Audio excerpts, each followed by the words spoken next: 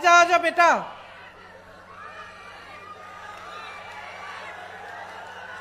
आ जाओ, शाबाश। आओ, ऊपर आओ। उसको पकड़ो मत। अरे कुछ नहीं, आने। इधर आओ। नाम क्या है तुम्हारे? आसिफ खान। ये देखो, ये है आसिफ। ये बिहार का नौजवान है। लड़ लड़ के वहां से आया मुझे अपनी समस्या बताने के लिए। ये है बिहार का नौजवान जो अपने अस्तित्व को समझता है, अपने अधिकारों को समझता है, जो लड़ता है अपने अधिकारों के लिए, जो समझ रहा है कि इसके साथ क्या हो रहा है आज।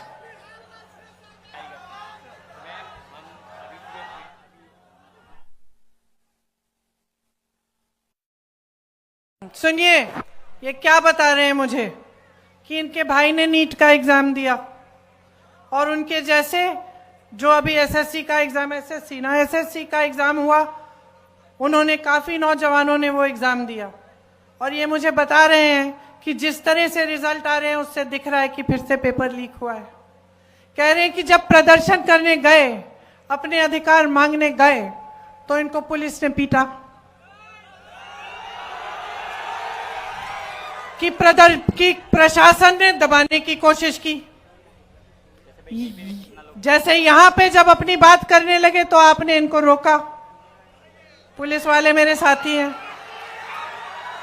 आपकी गलती नहीं है, आपकी गलती नहीं है। आप अपनी ड्यूटी कर रहे हैं।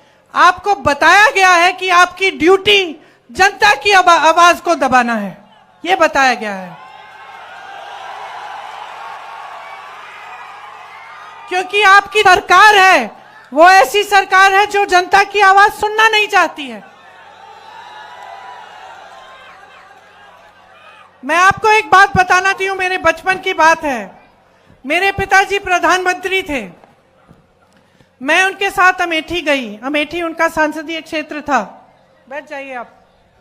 मैं उनके साथ अमेठी गई। छोटी सी थी, 10-12 साल की थी। पीछे पीछे चलती थी। हम एक गांव में गए और मैं अपने पिता से डरती थी क्योंकि मेरे पिताजी वो मतलब नियम के आधार पे चलते थे। हम कुछ गलत वलत करते तो खूब डांट खाते थे। पिताजी गांव के अंदर गए, मैं पीछे पीछे गई और एक महिला बड़ी जोर से उनको डांटने लग गई। मैं डर गई। मैंने सोचा ये महिला कैसे डांट रही है मेरे पिताजी को। अब आप सोचिए, मेरे पिताजी प्रधानमंत्री थे, गांव के अंदर गए, गांव की महिला ने उनको खूब डांटा कस के। क्यों?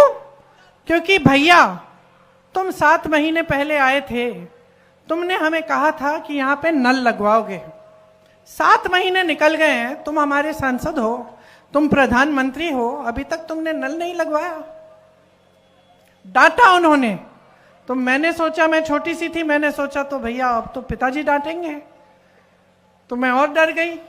पिताजी ने डांटा नहीं, डांटा नहीं, प्यार से बात किया, बोला बहन यहां आओ, समझाया कि इस नल को मैंने सैंक्शन कर लिया, इसमें समय लगता है, ये हो जाएगा, ये अगले 1-2 महीने में तुम्हारा नल लग जाएगा। जब हम गाड़ी में बैठे, मैंने पिताजी से पूछा कि पिताजी तुम्हें इस गांव की महिला ने बहुत डांटा, आपको गुस्सा नहीं लगा, गुस्सा नहीं चढ़ा? कहते हैं बिल्कुल नहीं चढ़ा बेटी, क्योंकि ये मेरा कर्तव्य है और जब वो मुझे डांटती हैं तो वो सही करती हैं, उनका अधिकार है। मेरा कर्तव्य है उनके लिए काम करना, मैं उनका सेवक हूं। तो अगर सरकार, देखिए मैं अपने पिता की प्रशंसा नहीं करने के लिए यहां खड़ी हूं, मैं आपको एक बात बता रही हूं, साधारण बात, कि उस समय बड़े से बड़े नेताओं की क्या मानसिकता होती थी।